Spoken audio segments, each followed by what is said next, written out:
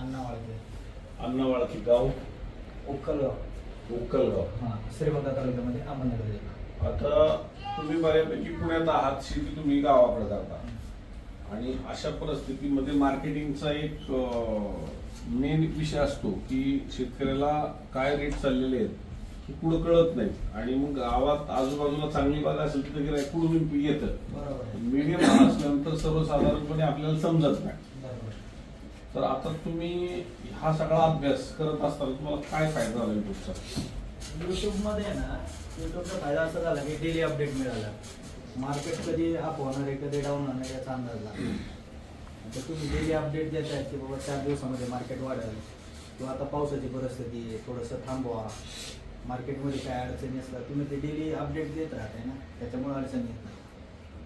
बरोबर। आणि शेतकऱ्याला काय होतंय की शेजारचा बागेवाला सुद्धा गावाकडे सांगत नाही की आज काय रेट आहे, आणि तुम्ही काय करताय, तुम्ही ओपन मार्केट मध्ये करताय, त्याच्यामुळे जे बाकीचे व्यापारी आहेत ना त्यांना पण इफेक्ट झाला। जो 50 नि मागत होता तो 60 वर आला, 70 वर आला, त्याला पण रेट वाढवावा लागला। म्हणजे जो 50 वर आला त्याला बागाच मिळाला ना, जर बागा मिळाला म्हटलं तर 20 रुपये तर वाढ करावंच लागेल। शेतकरी काय म्हणतोय की मला तुला द्यायचंच नाही, मी चालू मार्केटला घेऊन, त्याला पर्याय काय दुसरा? आज बघा सगळीकडे पाऊस आहे, ओले माल आहे, तरी आज मी सांगितलं होतं ज्यांना थांबता येईल त्यांनी थांबा, ज्याचा माल थांबूच शकत नाही त्यांनी या, किंवा ज्याचे कोरडे त्यांनी मार्केटला आहे। आता यांचा जाधवांचा माल आहे, तुम्ही आळे फाटेल झालेला आहे, आज यांची गुटी 70 रुपयांनी स्टार्ट झाली, 70-71 रुपयांनी स्टार्ट झाली, वर 135 रुपये माल गेला, 150 रुपये गेला। हे जर 70 रुपयाचे जे गुटीनी स्टार्ट झालेले जागेवरती सौदे 65-70-80 रुपयांनी झालेले, त्या रेटमध्ये सौदे होतात। जो चाणक्यपणे मार्केटिंग करल तोच आज शेअर जगणार आहे, कारण खर्च चुकलेला नाहीये आणि आपण फसतोय मार्केटिंग म्हणून, बरोबर आहे का? आता ह्यांचं तर सेंटर असं आहे की यांना आजूबाजूला 4 मार्केट आहेत, आळे भाटा आहे, संगमनेर आहे, नाशिक आहे, राता आहे, तर एवढ्या गर्दीत आले। शेवट इथपर्यंत येताना शेतकरी विचार करतोय की बाबा जायचं पुण्याला तर का जायचं, कशासाठी जायचं, ह्याचा विचार तोच करत असतो ना।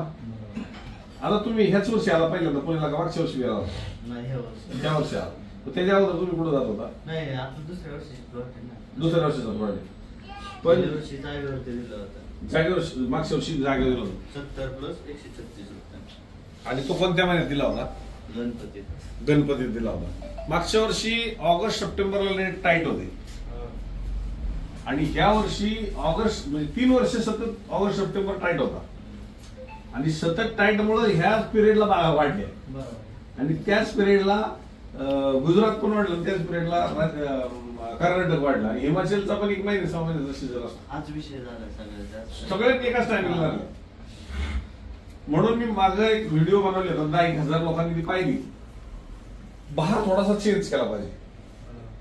आता ठीक आहे, मान्य आहे की थंडीमुळे कळी सेटिंग, पावसामुळे कळी सेटिंग हा त्या भागातला विषय नक्कीच आहे, पण जर आपण पूर्वीसारखे 12 महिने जर डाळिंबाची शेती करू लागलो तर मला वाटतं डाळिंबाचं भविष्य कुठेतरी चांगलं राहील। सगळेच एका टायमिंगला आले, तुम्हाला जागेवर पण ग्राहक नाही, मार्केटला मी कुत्र्यांवर टंड्या केल्या की ग्राहकांनी करायला लागले, तर मग खर्च तर चुकणार नाही ही वस्तू ती। आता तुम्ही जागेवर आणि मार्केटिंग मध्ये तुम्हाला 2 वर्षाच्या अनुभवात काय फरक पडला? नाही, आता म्हणजे गेल्या वर्षी तसं 136-70+ पहिलं वर्ष होतं, चांगलं गेलं। या वर्षी आलं का मागायला? हो, या वर्षी आलता। बर, 100+ सरसगट 85 रुपयाने मागितलं होतं, 85 मागितलं, तिथं फक्त फुटपंपच्या टिपका बाजूला 100+। आज तुमचं 100च्या खाली जरी असेल तरी ते 60-70 गेलेले, 70-72 रुपये गेलेले आणि वर मला वाटतं 90 रुपयाच्या वर तुमचं स्टार्ट झालेलं आहे, म्हणजे 2 नंबरच्या राशीतच तुमचा माल हा संपूर्ण जाणार होता।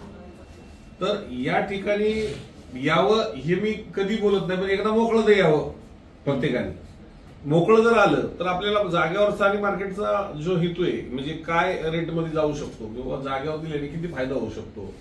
आणि मी नेहमी सांगतो की मार्केटमध्येच पैसे होतात असं नाहीये, जागेवर पण पैसे होऊ शकतात, पण तो ग्राहक त्या तोडीचा क्वालिटीचा जर असेल तर जागेवर सुद्धा रेट देऊ शकतो, पण सगळ्यांनाच ते मिळणार नाही, सगळ्यांना मलेशियावाला, दुबईवाला, बांगलादेशवाला मिळणार नाही। पण ज्यावेळेस बांगलादेशवाला मिळतो त्यावेळेसच रेट व्यवस्थित भेटतो. मिळतो ना.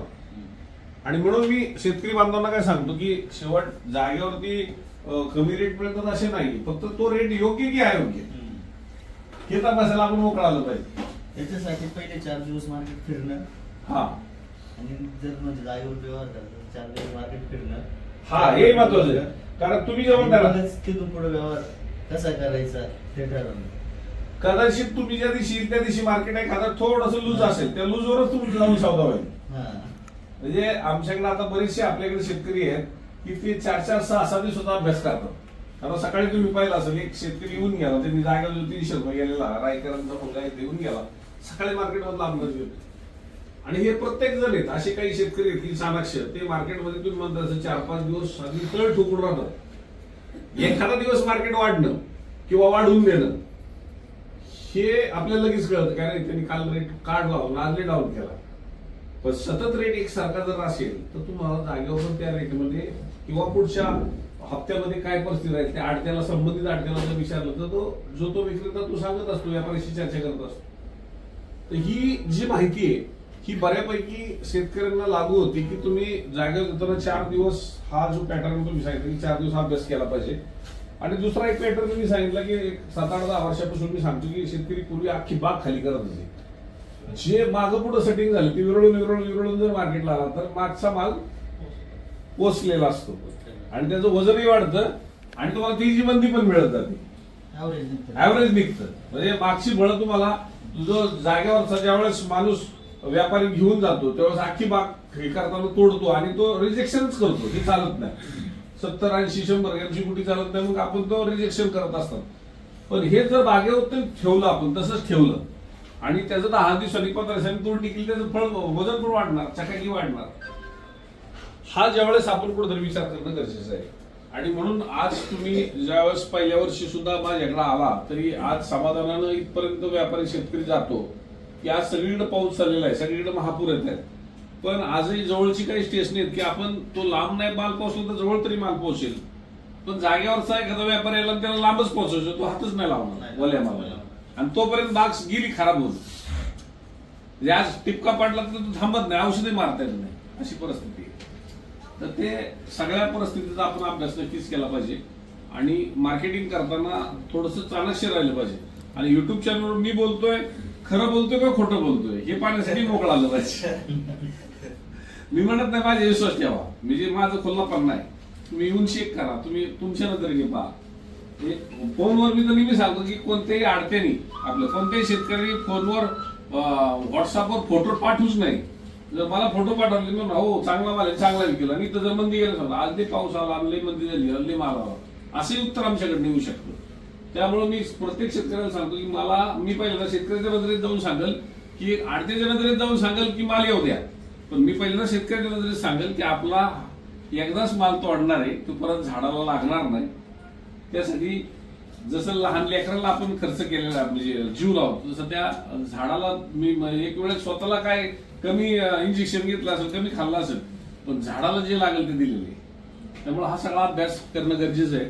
आणि दररोज आपण ही चर्चा यासाठीच करत असतो की मंदी म्हणतो, पण मार्केटमध्ये आल्यानंतर मंदी का तिची आपल्याला अनुभव मिळते. आणि जागेवरती ज्यावेळेस आपल्याला पाहतोय की वातावरण चिवडून देत आहेत, तसं आज तुमचा फार फेकणारा माल सुद्धा विकला जातो. 2, 5 रुपये, 10 रुपये, 20 रुपये किलो पर्यंत डॅमेज विकला जातो. ही वस्तुस्थिती आहे. त्यामुळं हे 4-2 दिवस जरा थोडेसे आज नशीब माल कमी आला, पण हे माल नवरात्री लागू होत नाही. त्यामुळे मंदी झाली असती, ती मंदी रोखली गेली. आता 2-3 दिवसांनी माल येऊ द्या, तुमचा उघडीप झाली की तो पुढे माल पोचणार आहे, कारण ओले माल पोचणार नाहीत आणि होणारं नुकसान आपलं जास्तीचं होणार होतं ते आज बऱ्यापैकी झालं. म्हणजे जरी रेट मिळाले असतील पण ज्यांच्या जागेवरती जे टिकूच शकत नाही त्यांचे खूप हाल आहेत. आज शेतकऱ्यांचा तेजी किंवा मंदी, पण फळच टिकली तरच त्यांना पैसे मिळणार आहे, अशी परिस्थिती महाराष्ट्रात चालली.